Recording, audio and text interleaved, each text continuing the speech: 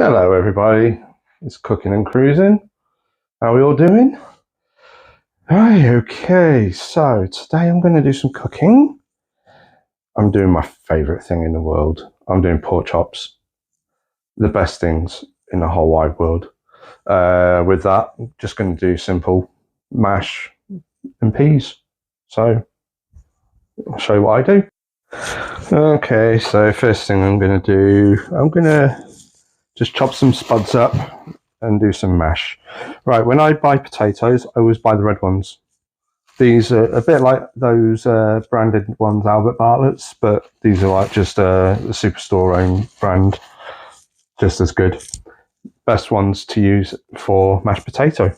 Okay, just there. So I'm just going to peel the spuds. Okay, so what I do, just pan of water. Just only a small amount because I'll be washing the potatoes before I put them on the top anyway. So when I do potatoes, I just try and keep them all similar size. You don't have to be perfect. So yeah, I'm just going to do about 4 or 5 of these because we love mash. So I'll be back with you in a second. Okay, so done the spuds, put some clean water, washed them clean water. Just going to add a touch of salt, not too much. That's just to flavour the water slight to help it with the cooking process. And then I'll just leave that over here on the side. See, I've already got my peas already sorted. So that's all done. Now, next thing I'm going to do, I'm going to turn the oven on. So with the oven, I'm going to be flash frying the, I'm going to be flash frying the chops. Then I'm going to put them onto a baking tray and then put them into the oven. I'm going to preheat the oven to about 160. I've got a fan assistant oven, so a normal oven 170. If you're on a gas mark, probably gas mark 5. Okay, I'm just going to put that on a full heat now. And then what I'm going to use today with my chops, obviously it's going to be salt, pepper, mustard. I don't have any brown sugar. I normally use brown sugar as well, but I'm just going to use normal sugar. But you could also use honey or syrup or whatever you want to do. When I use my baking tray, I tend not to try and put anything directly onto it. I usually use greaseproof paper. And you need a bit of greaseproof because it's only 4 chops. 3 for me, 1 for the missus because, you know, I love my food. Okay, so on here, I'm just going to put some black pepper on because I'm not going to be turning these chops over in the oven at all. Just put a bit of salt on there. Okay, so now what I'm going to do with my chops, I'm just going to put them straight into the frying pan. All I'm doing is flash frying them. I'm not going to be cooking them for too long, maybe a minute, 2 minutes maximum. Yeah, so tongs, obligatory tong test. Yep, they're working. The way I do these just makes the chops taste 10 times better. I mean, I love chops either way, but this with mustard and flavouring on top, it just makes it better. Okay, so there we go. You see, so there's not really much colour to it. Like I say, I'm just flash frying it, so because it'll do all its cooking actually in the oven. And I tend to overcook my chops as well because I like my fat a bit more crispy. So when they're in the oven, I'll leave them in a bit longer. When I'm doing steaks and stuff, I like a medium steak, but I do actually prefer well done. But when I'm at a restaurant, I tend to go medium because otherwise you get dirty looks. Just trying to do the same to the fat as well, the rind. And then what I'll do, that'll go straight onto that baking tray. I've done all the chops, just put them onto the tray. Now, what I'm going to do now, hopefully that's not in the way, I'm going to put the potatoes straight onto the oven. That's going to start cooking now. When it starts going to a boil, I'm going to just turn it down slightly just so it's simmering. Here we go, this is where the magic happens. Right, with mustard, I absolutely adore it. So I'm just going to spread it generously on there. You know, I'm not worried about anything. This mustard that I buy, again, just normal English mustard, but I don't use it for anything else other than these pork chops. So I'm not doing any cross-contamination. It's just purely, when I do mustard, it's purely for these chops and chops only. So I don't use it for ham sandwiches or anything like that. It's purely for this. So what I'll do now, just get all that on there. Oh, I'm running out. I think I'm going to need to buy some more. Again, you can use branded mustard, or like me, I'll just buy basic. It's no different to the other stuff. Alright, it's a little bit more runnier, but tastes no different. Mustard is mustard at the end of the day. Oh, get in there. Right, so yep, that's me mustard gone anyway. Oh well. Next bit, salt and pepper. Just going to put that on.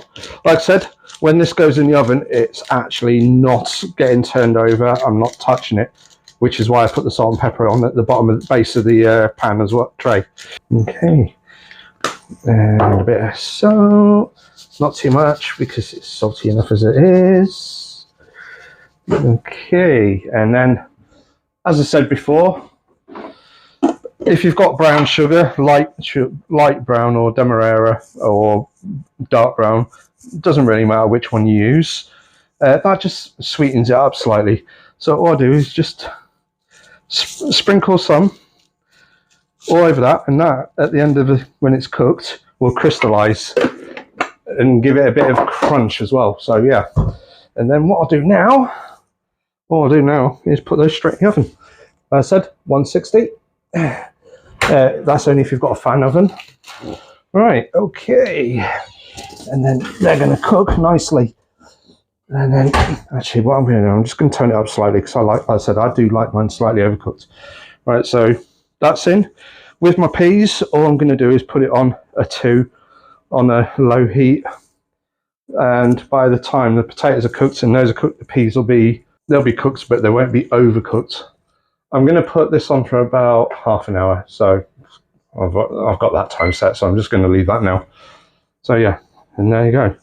So I'm just waiting for the potatoes to boil, and then I'll put it down so it's not over boiling, but it's going to be cooking very well.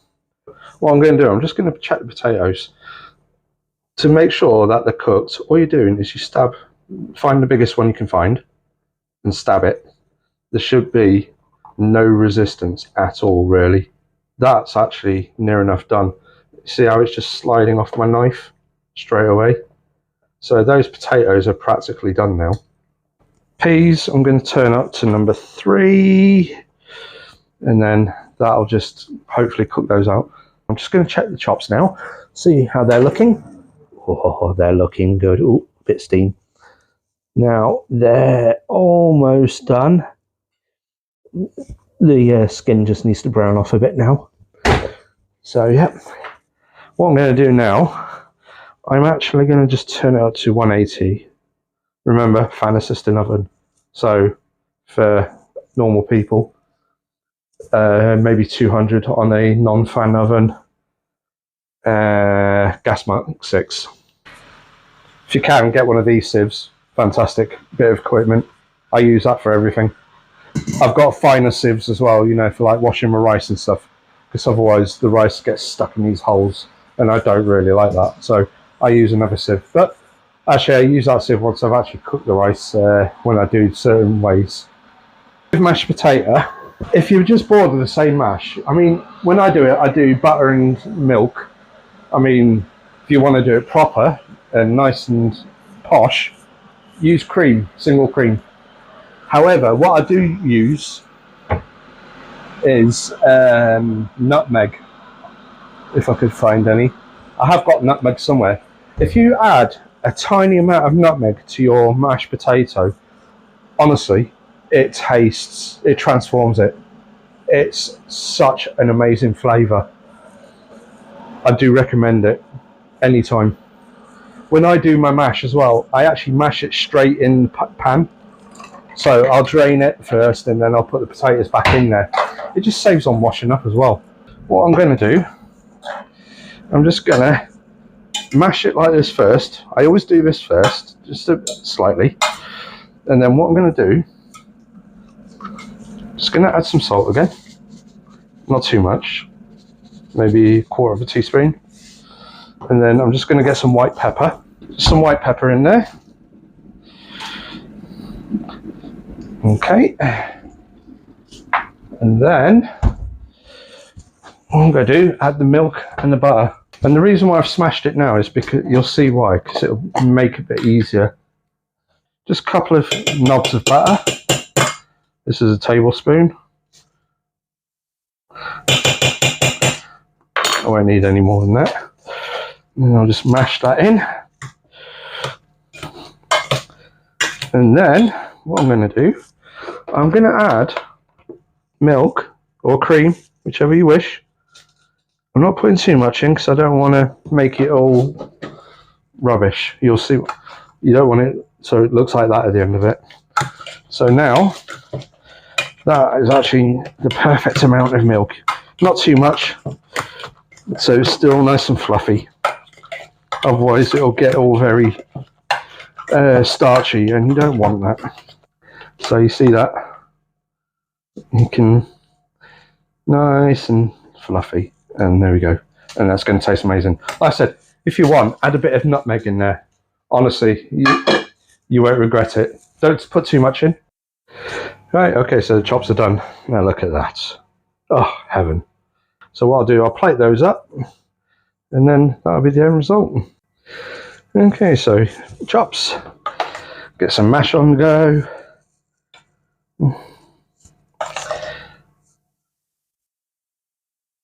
Oh yeah. Can't beat a bit of mash. And then obviously the peas are done as well.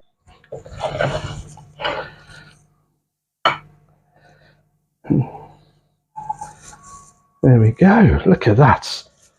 Yep, so there we go. One mash, chops and peas. If you like this video, press the like button, subscribe. It'll really help. Thank you and have a good day. If you like this video, please like and subscribe, and I'll see you on the next one. Thank you.